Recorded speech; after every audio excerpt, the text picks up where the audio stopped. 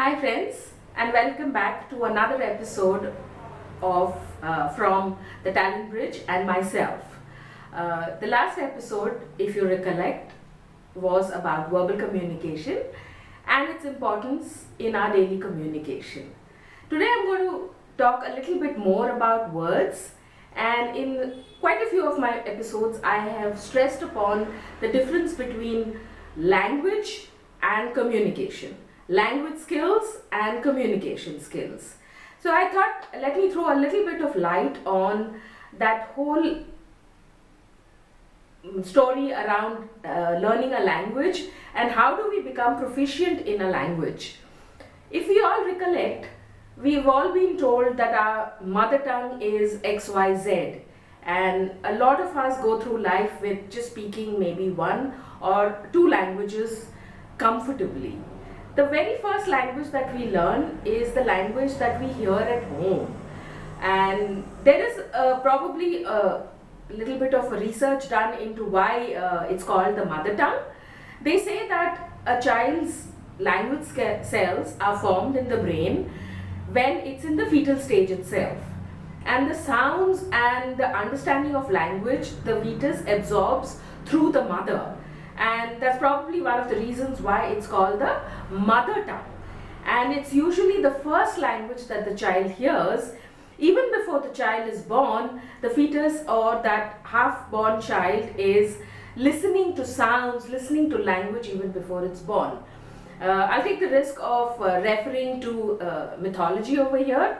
There is a story in the Mahabharata that talks about Arjuna's son Abhimanyu, who actually learned how to enter the Chakravyuh, the war formation of the Chakravyuh, even before he was born, while he was still in the womb of his mother. And the story goes that he was unable to come out of the Chakravyuham because while Krishna was talking about that part of the Chakravyuham, his mother Draupadi falls asleep. And because she falls asleep, Abhimanyu, in his fetal stage, could not hear the last part of it. So, well, that's mythology for you. But the reality is, the very first language that we learn is the one that we hear every day around us. It's not necessary that's your mother tongue per se. It is the language that is spoken most in your house. So I've just got this, abbreviation here on the board, which talks about L, U, S, and W. So we start learning a language, any language, by first listening to it. Think back. Look at your own kids. Look at your siblings.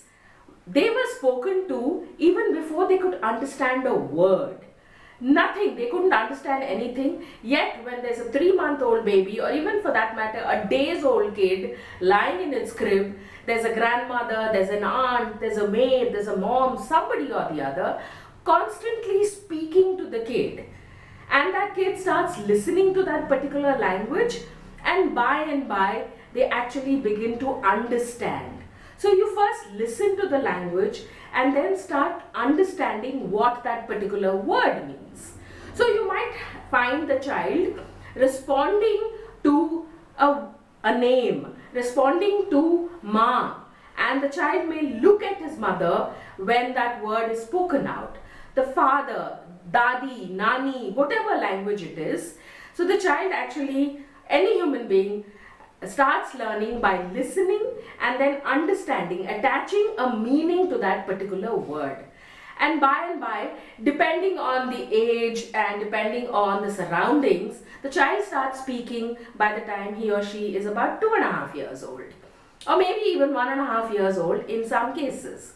So what the child has actually done is listens, understands, and then starts speaking out the word. Research shows that for most children, the easiest word to say is m. Putting your lips together and speaking it out as ma. And internationally and in Indian languages, most of the words that refer to the mother starts with ma.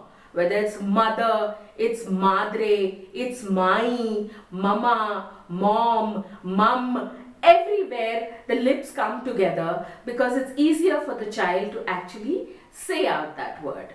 Reminds me of from where I come, the child is actually taught to say atta first instead of amma, because it's supposed to be better for the child to say atta than amma.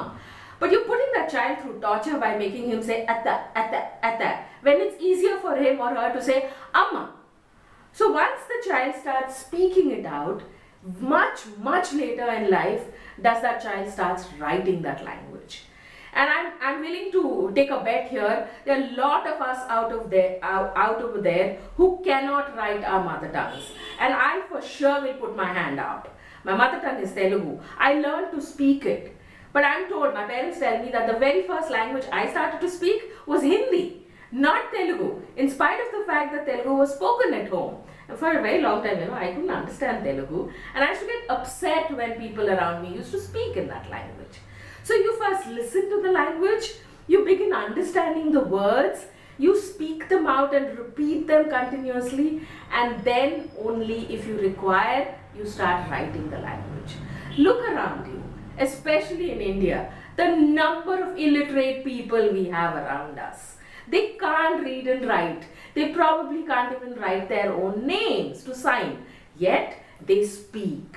They speak very well and many a times more than 3 languages. Let's say, for example, somebody from a Bihar or an Odisha has come to work in a Karnataka. He definitely speaks his own mother tongue, which is either, Bihari or one of the languages from there, or Odia. Then after a few years of staying in Karnataka and unable to manage, he will pick up Kannada. And Hindi is somewhere in between, so he begins to speak Hindi also. So illiteracy, writing has got nothing to do with how we learn a language. Now you see another set of alphabets written just beside this. This is how most of us have learned a second or a third language. And I am stressing upon English. Many of us have gone to English medium schools. But think back, how many times has actually English been spoken in front of us? Most of us have started learning English or Hindi, mainly English, as a second language in schools where we started writing first. You think of the days when we were made to write the alphabets, one straight line, another straight line, put a line in the middle, A, B, C, D. Years have gone past and we still follow the same methodology of teaching the alphabet first. Hindi sikha, A, E, and those are so difficult. I can still remember my children struggling with the alphabets in Telugu because it was all like gol, like jalebis. You start writing, so much so that you wake up a kid at 2 in the morning and say, Beta, A likh ke dikhana, he will write it. Then he starts speaking. Another thing, we've all been taught A is for apple. None of us have been given any other alternate word for A. And later on, when we realize there are a bazillion words which start with A, the child is at a back footing. The person is at a back footing because he doesn't know the vocabulary. So he starts writing and he starts speaking with absolutely no understanding of what he's saying. Eventually, he starts understanding these words. I have never seen a zebra till date. I'm 50 plus. I know Z stands for zebra, but I haven't seen it other than maybe in pictures. We've all been taught X for Xmas. Is that even a word?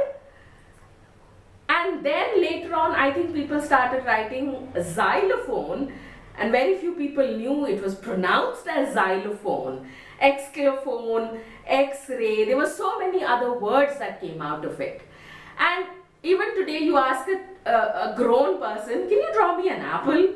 He or she is sure to draw an apple and color it red. Because that's what we were taught as children. We wrote, we understood A is for apple, and then maybe we were speaking. How much of English were we listening to? How many of our teachers, how many of our adults grew up listening to English? I don't want to, give out percentages here, but I'm sure all of us will agree that the language we listen to in school is usually not English. I know many schools used to make it compulsory. You have to speak in English. You will be punished if you didn't speak in English. But was it the correct language that we were listening to? If we, all of us, have to learn a language, now modern times are actually going ahead and saying, listen to the language first. Lingophone is a company that dealt with teaching languages all over the world. They have packages in more than 33 odd languages. My children have learned languages. Lot of people over there, little kids, are multilingual. They speak 3 to 4 languages. How did that happen? Because they were listening to that language. And then when you keep listening and then you slowly start understanding the words, you can speak it out. Don't worry if you're not able to write that English. Something that I was always taught by my English teacher is when you speak out something in English and it sounds right to you, you're more or less on track. If the way it sounds when you say it out to somebody, if it sounds right to you, you're good to go. People stress a lot on pronunciation and they mix up pronunciation with accent. We are all born with an accent. It's fashionably referred to as MTI, mother tongue influence. And you know why that mother tongue influence comes? It's because people around you speak it the way they are speaking it. You listen to it and that's how you begin to say it. If you listen to it spoken the correct way by the native speaker, I guarantee you will be able to get the right accent. And pronunciation, again, let me say it, it's a totally different thing. How a particular word is pronounced. That is there in a dictionary, and again you listen to a native speaker. Now, are the Britishers native speakers of English? Yes, they are. Are the Americans native speakers of English? Doubtful, because they have many other languages in America that are spoken. Can we say Indians are native speakers? But you know what? Records show, statistics show that Indians speak better English than anyone else in the world. And again, we have to say, should I say thank you to the Britishers? Because when they came, they spoke to us only in English. We heard that. We began to speak, we began to understand, we referred to dictionaries, we spoke in huge flowery language. But let me not go on and on about it, but I just want you to think about it. Next time you want to learn a language, you're in an environment where the other person can't understand what you're saying, listen. And you keep listening to the word over and over again. And I'm sure Zana will agree with me here that when you learned Korean, Zana, did you start listening to the words first? Then you began to understand what they meant, spoke it out, and writing was optional. You learnt it, you learnt it. A lot of us speak Urdu. How many of us can write this script? We've listened to it, Shero-Shairi, Bollywood, wherever it is. Listen to a language, and when your child is trying to learn another language, don't stop the child. And don't force them to write a language. Writing a language can always come later. I always tell people around me that I can write English, Hindi and Oriya, which was nowhere close to where my mother tongue is. And that too, I learned it because I was in school. But what is the strongest feature is your ability to speak in a particular language. So friends, follow this rule of listening, understanding, speaking, and keep the writing part optional. Every spoken English institute that you go to, start with writing and verbs. That's not the right way. Keep listening to the language, listen to the news, read out the newspaper aloud, and you will be much better in speaking a new language than you were ever before. Thank you for watching. Keep subscribing. Please subscribe to my channel and be safe.